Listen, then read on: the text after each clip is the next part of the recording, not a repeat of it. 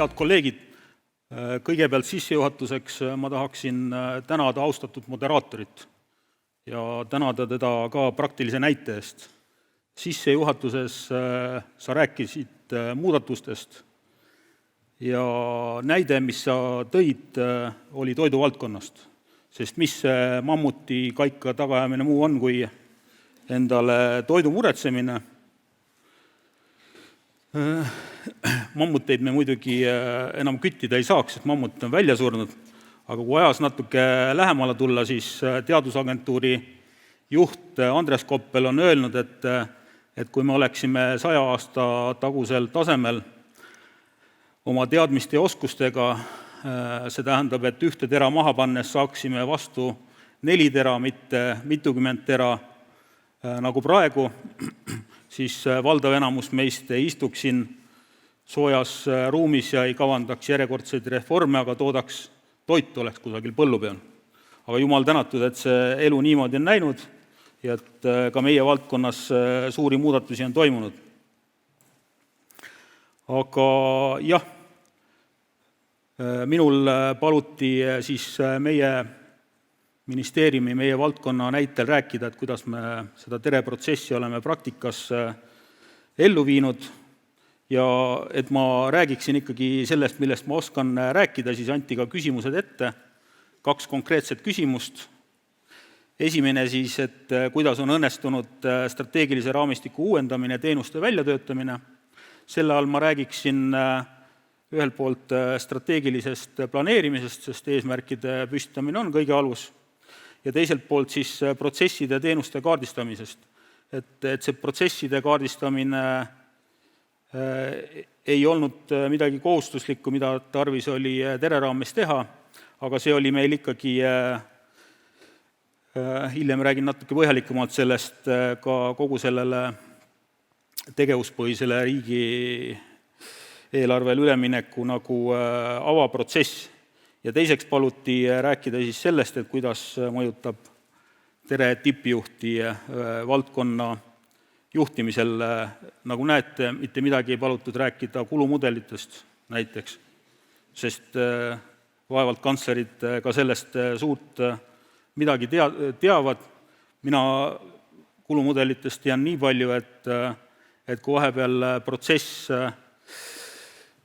suure töökoormuse tõttu hakkas takerduma, siis ma pidin välja pakkuma meetmeid, kuidas saaks inimesi mõjutada tulemuslikult tööd tegema. Õnneks ei pidanud neid meetmeid rakendama.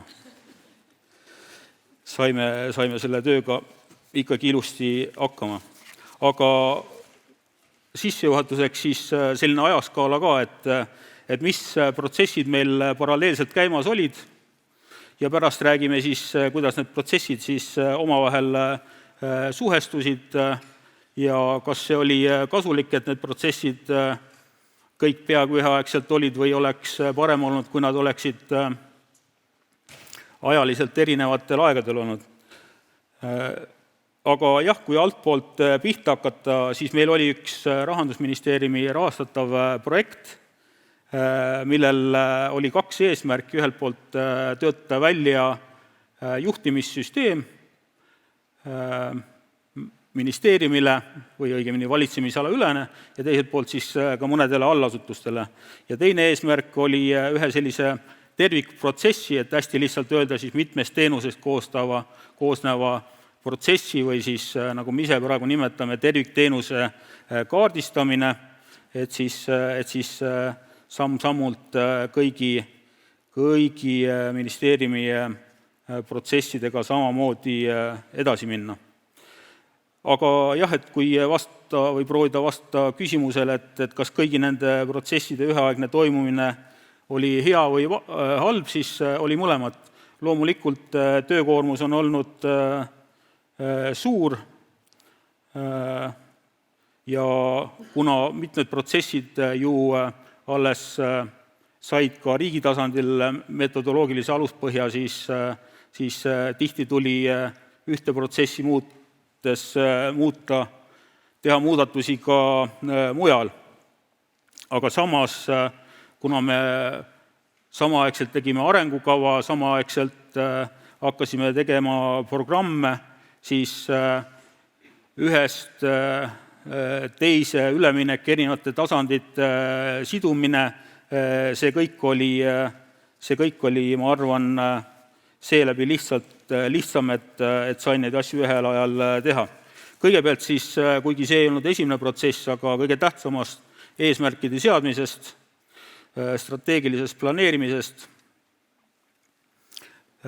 ja räägin siis meie tulemusvaldkonnale arengukava koostamisest.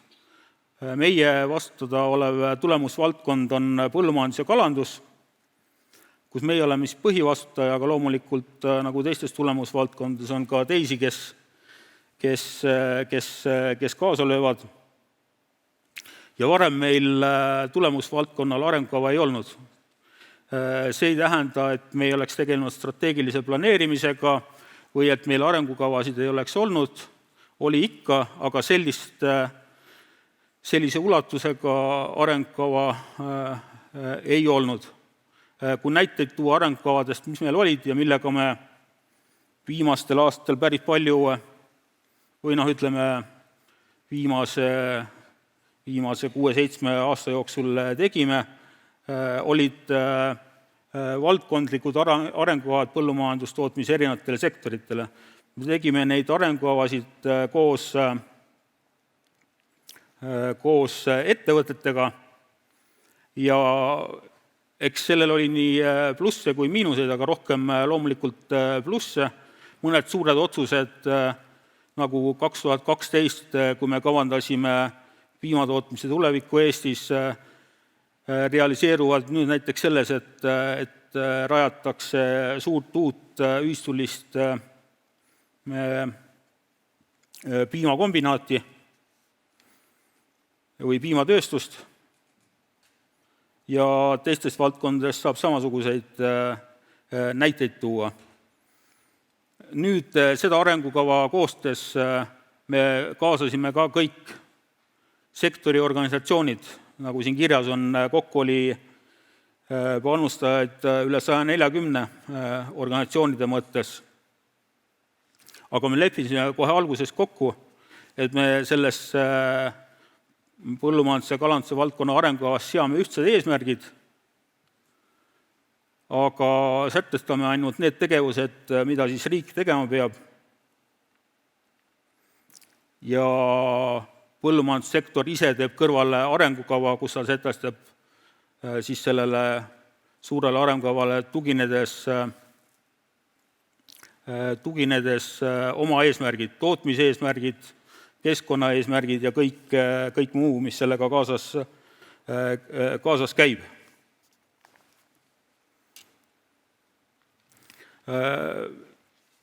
Paralleelselt alustasime ka programmide väljatöötamisega. Ma sellest väga pikalt ei räägi, kui hiljem vaadates sellel joonisel on toodud, kuidas siis näiteks selle arengukava alaeesmärgist programmi mõttes saabki üks programm ja teisest alaeesmärgist teine programm, aga mis ma rõhutada tahaksin, oleks see, et kolleeg Veiko käest küsiti, et kas ühisprogramme on ka või on tulemas, siis meie Keskkonnaministeeriumiga tegime ühisprogrammi. See kalanduse programm ongi ühisprogramm. Väga hea, tahtsingi küsida. Aitäh.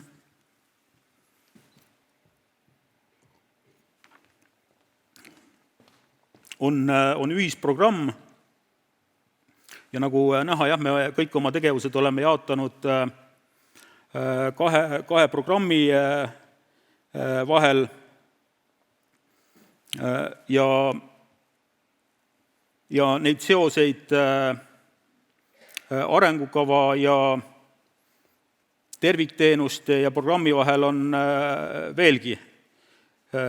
Needsamad protsessid, mis me kaardistasime või tervikteenused, need tegelikult pärast siis praktiliselt üks-ühele on meil programmi tegevused.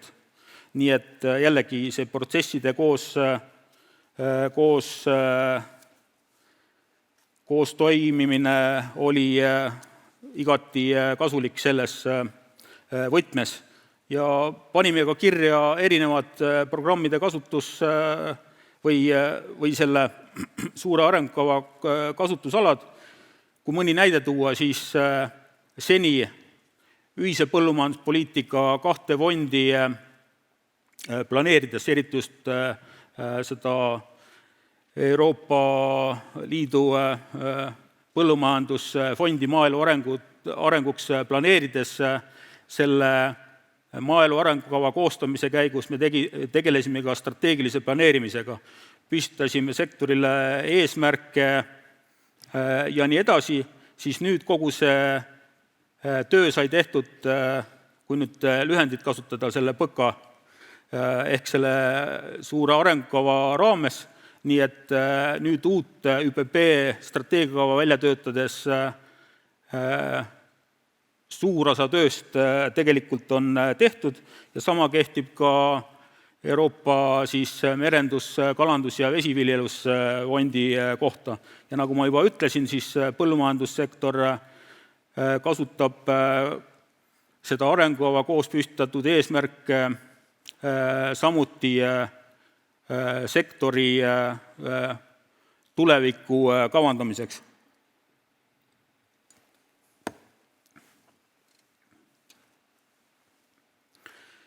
Nüüd aga siis protsesside ja teenuste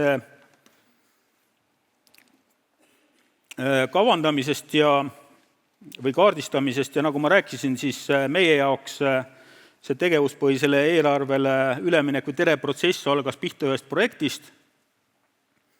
See projekt hakkas pihta 2016. aastal ja nagu juba nimetasin, kaardistasime põhjalikult ühe protsessi kaardistamisest räägin ka pärast natuke põhjalikumalt, ja töötasime välja valitsemisala ülese juhtimissüsteemi ja siia juurde tahaks veel öelda, et läbi siis protsesside ehk tervikteenuste me juhime oma sisutegevusi ja läbi juhtimissüsteemi siis tugitegevusi, aga kõik need või mõlemal juhul me rakendame nii-öelda selle pideva parendamise protsessi, nii et selles mõttes protsess iseenesest on sarnane.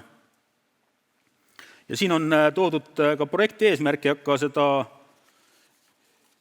ette lugema või üle rääkima, aga siit on näha, et see, millest ma rääkisin, täpselt nii oli kavandatud. Ja selleks, et anda väike ülevaade, et mida see ühe protsessi kaardistamine meie jaoks tähendas, siis siin on toodud need erinevad etapid, et selle tervikteenuse või protsessi, mis siis mitmest erinevast teenusest koosneb, kaardistamine, analüüs, tuleviku kavandamine ei olnud selle ühepäevane tegevus. Selle esimese mahepõllumajanduse tervikteenuse kaardistamine kestis vist aasta või kauemgi, kuna esimest korda seda läbi tegime, aga teiste teenuste kaardistamine on olnud selline pooleaastane protsess, umbes pooleaastane protsess. Selle tulemuseks on põhjalikult läbi analüüsitud hetkeolukord. Kui me selle sama mahepõllumajanduse näite toome, siis laua taga on saanud kokku kõigi asutuste esindajad, kes selle maheteenusega või maheprotsessiga tegelevad, nii need, kes tegelevad seadusloomega, need, kes tegelevad järelevalvega, need, kes tegelevad toetuste maksmisega, kui ka need, kes tegelevad näiteks vajalike laborianalüüside läbiviimisega. On põhjalikult analüüsitud hetkeolukorda, on kavandatud muudatused ja nii see protsess on käima läinud. Need töörühmad ei ole oma tööd lõpetanud siis, kui see protsess on kaardistatud, analüüsitud, tulevik kavandatud. Need saavad olema alalised töörühmad, see saab olema alaline koostööformaat erinevate asutuste vahel, kuidas kõige efektiivsemalt meie igapäevast tööd, sisulist tööd korraldada. Ja Veel väike ülevaade nendest tervikteenustest, et kokku on meil neid 28, see tähendab, et kogu asutuse sisuline tegevus või asutuste sisuline tegevus on jagatud 28 meile hästi arusaadavaks ja igati hõlmatavaks protsessiks. Nende alla kokku kuulub 208 teenust, mille kaardistamisega samuti tegelesime ja enamus sellest protsessist, võib öelda, saab selle aasta lõpuks tehtud.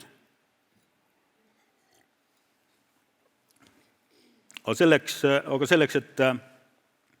et inimeste töökoormust mõistlikuna pidada, siis osade protsesside kaardistamine lükkub veel ka järgmisse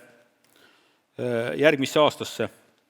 Ja miks me sellega, kuigi algne eesmärk oli selle aasta lõpuni saada, väga ei kiirusta, on see, et me tahame, et see oma töö analüüsimine oleks üks väga põhjalik protsess, et seda ei tehtaks kiirustades ja uisapäisa. Siin on kõik need meie nõndanimetatud tervikteenused ehk siis programmi tasemel tegevused loetletud. Kui me võrdleme tervikteenuseid ja programmi tegevusi, need nimekirju, siis erinevus on selles 3 viimases, et need horisontaalsed tegevused siis programmi tegevuste tasandil on teiste tegevuste sees. Aga analüüsinud, kuidas me nendest valdkondadest toimetame, seda me oleme teinud eraldi, et ka nendest valdkondadest hea ülevaade saada. Aga teenuste kaardistamisest rohkem ei räägi, kui et sellega alustasime siis 2017. aasta sügisel ja selleks me moodustasime valitsemisala asutust kvaliteedijuht töörühma, mille põhiülesandeks ja tegevus siis sai ja nagu juba ütlesin, siis meil oli 208 kaardistatud tegevust ja siin mõned näited siis, kuidas me neid tervikteenuseid oleme ära kasutanud. Ühelt poolt siis programmi tegevuste arendamisel või väljatöötamisel, teiselt poolt arengukava eesmärkide elluviimisel, aga samuti, kui me oleme oma tegevusi sisuliselt analüüsinud, siis ka RES-i protsessis lisataotluste koostamisel. Me tervikteenustele tuginedes või tervikteenuste baasil käivitame ka riskijuhtimissüsteemi ja meil on praegu just moodustamisel üks ühendamet, millele meil endal küll veel nime ei olnud, aga Rahandusministeeriumil oli ka nimi pandud juba, me ei peagi sellega tegelema enam. Ja me arvasime ka, et see otsus peab veel kabinetist läbi käima, aga ka see oli tehtud, et mitu tööd oli tehtud juba. Ka seal protsessis saame seda ära kasutada. Et seda olukorda natuke piltlikustada, siis siin on selle ühendameti, mis siis saab moodustatud Veterinaar- ja Toiduameti ja Põllumajandusameti baasil nende vastutusvaldkonda kuuluvad tervikteenused. Ja teades täpselt, mis on nende sisu, millised teenused sinna alla kuuluvad, on meil väga lihtne mõelda, et milline võiks olla siis selle uue ameti struktuur. Veel näiteid. Seesama riskijuhtimine. Et sellega me oleme ministeeriumi tasandil süstemaatiliselt alustanud sel aastal, oleme jõudnud riskijuhtimise juhendini meie haldusala asutuste ja samuti ministeeriumile ja rakendamine hakkab samuti siis tervikteenuste baasil toimuma, et selline süsteemsus, need loogikad, mis meil on PõKas programmides, saaks maksimaalselt ära kasutada ja oleksid ühtemoodi arusaadavad ja rakendatavad. Ja kui me räägime riskijuhtimisest, siis teine protsess, mida me siin kõrval näeme, on võimaluste seire, et kui mõni näide tuua, siis meile on väga tähtsad eksporditurud, meil on välissuhete poole peal inimesed, kes nendel turgudel silma peal hoiavad, vaatavad, millised riskid nende turgudega võivad lähitulevikus, kaugemas tulevikus ees seista, kas mõnele ekspordiartiklil näiteks turg suletakse, aga selle sama protsessi käigus on võimalik vaadata ka, et võib-olla mingeid uusi tooteid võimalik nendele turgudele viia, nii et seda riskijuhtimist me vaatame koos või hakkame vaatama koos võimaluste seirega. Ja samuti seda tervikteenuste või programmi tegevuste loogikat me oleme kasutanud oma tööplaani infosüsteemis, nagu näete, seal on toodud meetmed ja tegevused, need on siis programmi meetmed ja tegevused.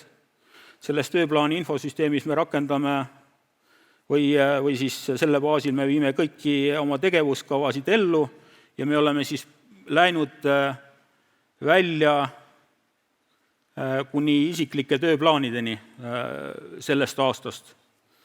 Nii et planeerimisele oleme läinud siis konkreetse töötaja tasandile.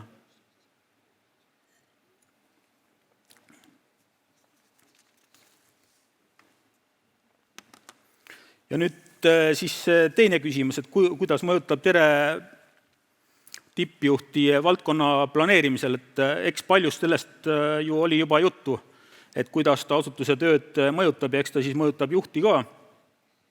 Aga loomulikult see protsess aitas kaasa tulemusraamistiku korrastamisele. Selle protsessi käigus me majas panime kokku sõna otseses mõttes ühte osakonda strateegilise planeerimise ja finantsjuhtimise. Kui me töötasime välja juhtimissüsteemi, siis ja mitte ainult juhtimissüsteemi välja töötas, aga kogu selle TERE protsessi käigus kindlasti tihenes ka haldusala asutuste koostöö. Selle üheks vormiks on meil valitsemisala juhtkomisjon, mis on nüüd paar aastat tegutsenud, mis siis koosneb asutusjuhtidest ja mis on siis strateegilise planeerimise protsessis võtmetähtsusega. Ja eks neid kasusid ole muidki, loomulikult rahalise mõõtme saamine teenustele, programmi tegevustele erinevatel tasanditel ja loomulikult hea koostöö või paranenud koostöö ka teiste asutustega, Rahandusministeeriumiga, kogu selles protsessis ühisprogrammi ja arengukava väljatöötamisel Keskkonnaministeeriumiga ja kui vaatame tulevikku, mis veel otseselt rakendunud ei ole, kuigi erinevaid näiteid oleme proovinud teha, siis loomulikult on suured ootused aruandluskeskkonnale, et juhtimisinformatsioon kergemini juhi töölauale jõuaks.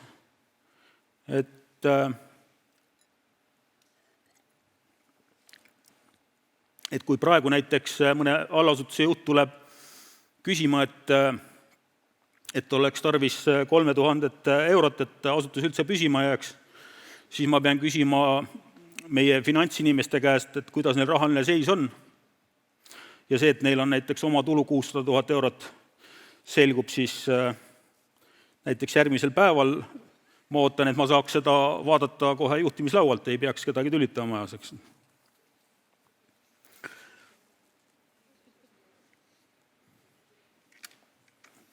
Ja kui nii kokkuvõtvalt küsida, et kas sellest teretamisest siis oli kasu ja kas sellest tulevikus saab kasu olema, siis ma arvan, et meie poolt selge vastus on jah. Selle näite või selle illustratiivse pildi me tegime selleks, et näidata, et kõik need protsessid on omavahel seotud. Loomulikult strateegilist planeerimist on võimalik teha ka ilma või oleks võimalik teha ilma TERE protsessita ja ilma programmideta ja nii edasi, aga mõnes mõttes kindlasti see oleks poolikum protsess ja kõik muud protsessid, mis aitavad tööd efektiivsemalt korrastada, oleme proovinud samuti siis sellesse ühtsesse planeerimisraamistikku tuua. Ja siin paar näidet lihtsalt veel, et ilma TEREta meil ju sellist tervikteenuste või programmide tegevuste maksumust nii täpselt teada ei oleks. Me ei teaks, et toiduohutusele läheb tegelikult toiduohutusele kui sellisele tervikprotsessile läheb meil kõige rohkem raha või kui palju meil kulub raha ühele või teisele muule protsessile. Siin sama näide, et teenuste tasandil maksumus toodud.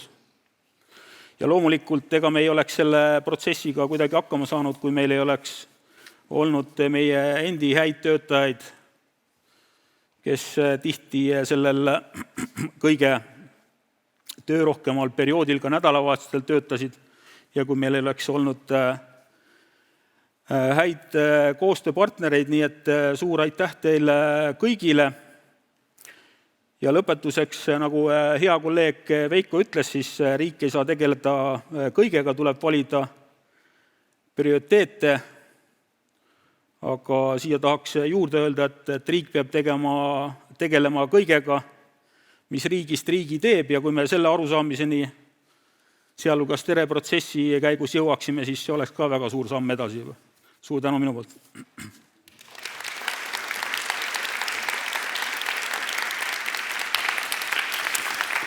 Suur aitäh, Hillar! Ole hea, võtta istet, mõned küsimused ka ja mõned täpsustused. Ma ikkagi tahaks kohe täpsustada, need olid väga huvitavad slaidid, mis annabki kõigepealt võimaluse öelda, et kõigil teil on neid slaide hiljem võimalik ka näha, nad lähevad siis vastavasse keskkonda üles. Ja ma muidugi kiitsin alguses sind, et ma kohe tulen selle juurde tagasi. ja neid slaide kõiki saab vaadata. Aga, et vaadata, Hillar, sinu slaide, siis natukene võib-olla sa peaksid nagu juurde kirjeldama. Ma vaatasin seal, et üks kõige suuremaid kulusid oli looma tervis 7 miljonit ja eraldi täiesti oli looma heaolu. Mis need tegevused seal on, et üks on heaolu ja teine on looma tervis? Et see tõesti on väga huvitav. Et looma tervisele võib teise märksõna juurde panna veterinaaria, haiguste ravi, haiguste ennetamine, kõik see pool. Looma heaolu on see, et loom oma elukeskkonnas, laudas või mujal tunneks ennast hästi. Selle järelevalve ja kõik muu. Eks. Selge. Ja kui on heaolu, siis mingil hetkel tõenäoliselt on tervis ka hea. Jah, et haige loom ei pruugi ennast ka hästi tunda, kui tema elutingimused head ei ole, nagu inimesegi puhul. Selge. Ja üks asi oli veel väga-väga huvitav. Ma vaatasin, tervikteenusena oli põlvkondade vahetus. Ma isegi uurisin kiiresti Rahandusministeeriumi käest järele, et kas see on miski, mis käib tere juurde, et ongi ka põlvkondade vahetus ühtlasi ette nähtud või see on teie spetsiifiline selline tegevus eraldi ministeerium? Mis Rahandusministeerium vastas? Nad ütlesid, sosistasid hästi vaikselt, vaatasid üksteisele otsa ja ütlesid, et pigem on vist valdkonnapõhine. Et jah, mulle tundub, et põllumajandussektoris kui me vaatame ettevõtlust, me ei räägi riigist praegu ministeeriumist, et seal on ka muidugi põlvkondade vahetus pidevalt vajalik, eks. Et kui me räägime põllumajandussektorist... Me ei räägi loomadest, eks ju? Me ei räägi loomadest, me räägime põllumeestest. Just, ettevõtetest. Et seal põlvkondade vahetus on väga suur probleem. Noored põllumajandussektoris eriti kui on tegemist väiksemate sellist tootmisüksustega väga minna ei taha. Ja meil on maaelu arengukavas olnud vist juba vähemalt 2 finantsperioodi eraldi meetmed selle jaoks noortele, et nad põllumajandusega alustaksid, et neil oleks kergem alustada, et nad oleksid edukad. Nii et teatud administratiivne ressurss läheb nendele meetmetele. Selge ühesõnaga, et noored tuleksid või jääksid õieti siis nagu põllumajandus. Tuleksid või jääksid, jah, mõlemad. Mis see kõige tõhusam meede on, et noor jääks sinna, mis te olete ise näinud? See läheb väga spetsiifiliseks, ma saan aru, aga see oli väga huvitav näha. Et sellel finantsperioodil näiteks noortele põllumeestele, kes alustavad või tahavad põllumajandustootmist üle võtta, on meede, kus nad saavad 40 000 eurot alustamiseks. Kas nad peavad tegema äriplaani, kas nad investeerivad või kasutavad seda millekski muuks, see on siis vastavalt äriplaanile ja see aitab meil sektoris tulla. Eriti nendel, kellel näiteks vanemad sektoris ei tööta, nad ettevõtted teeb äri, aga nad ikkagi tahavad põllumajandust millegagi alustada. Ühesõnaga ikkagi pigem raha abil. Jah. Selge, väga tore. Nüüd workshopi juurde ja siin üks selline päris emotsionaalne väide, kinnitage või lükake ümber ja küsija väidab siis nii. Väidan, et tippjuhte tere üldiselt ei kõneta. Miks? Kuidas seda muuta?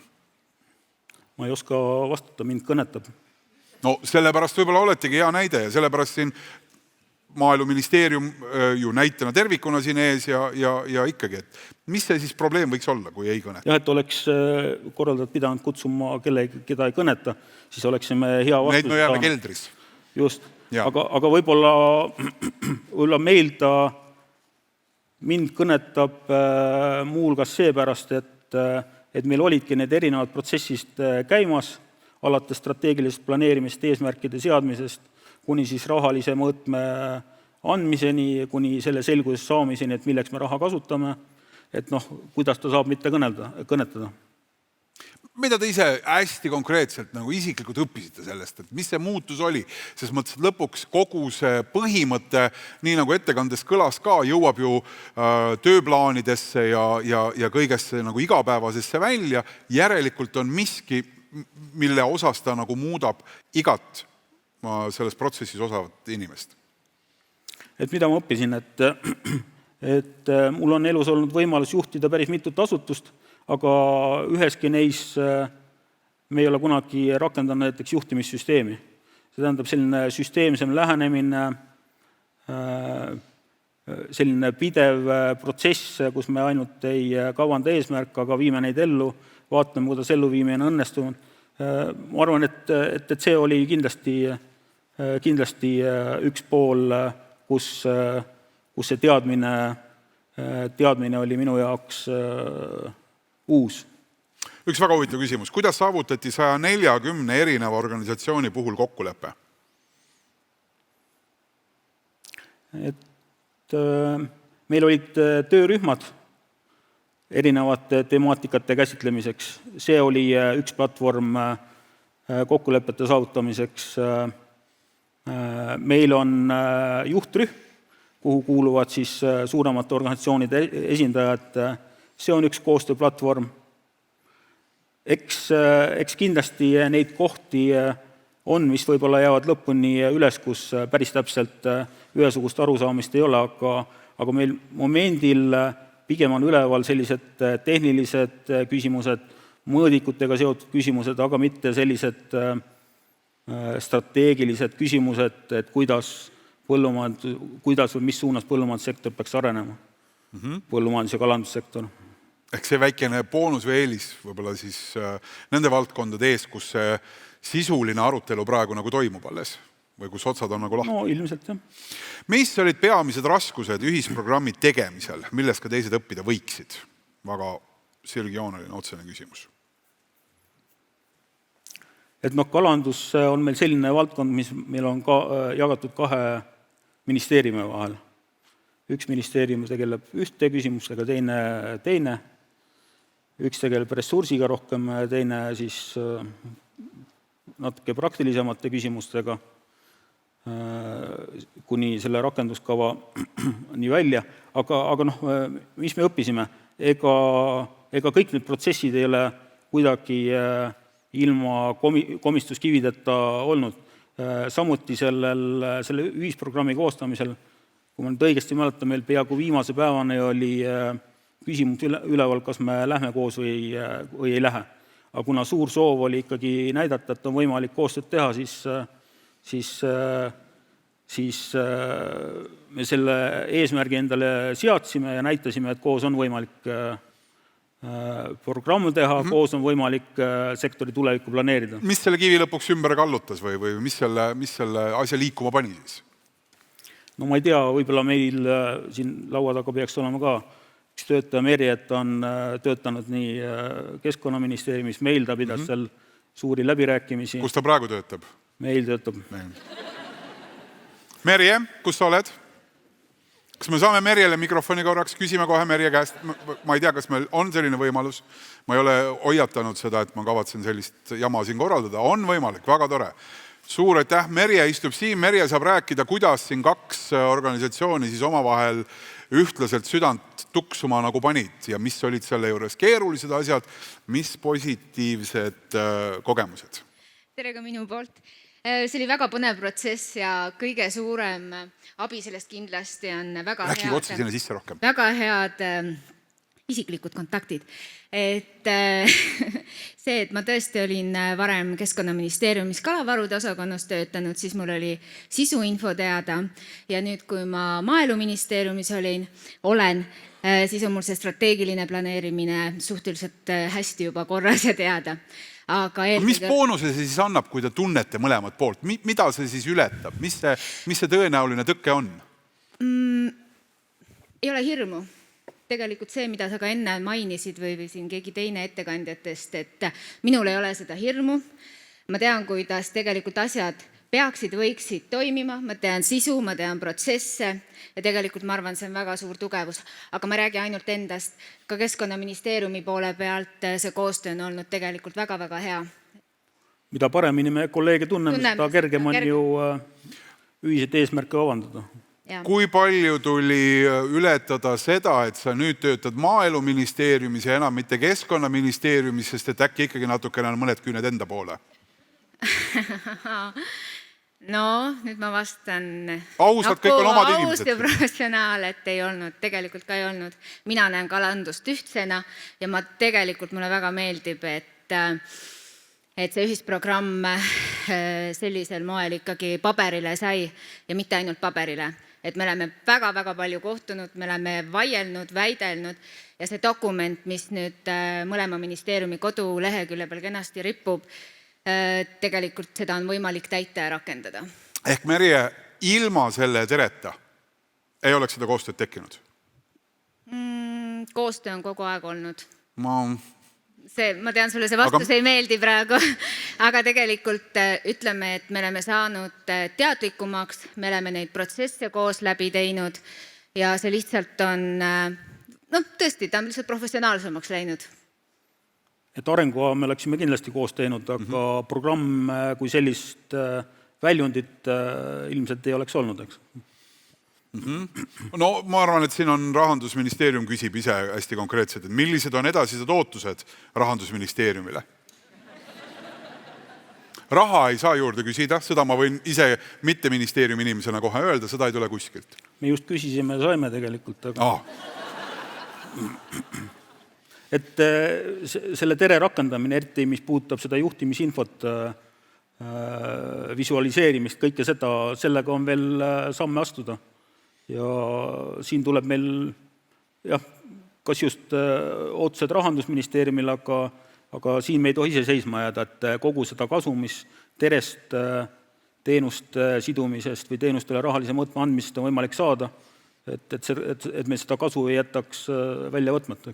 Kas kuidagi nagu tundus nende teenuste läbivalgustamise ajal ka et tekkisid mingid uued nagu tähendused ja uued kaalud.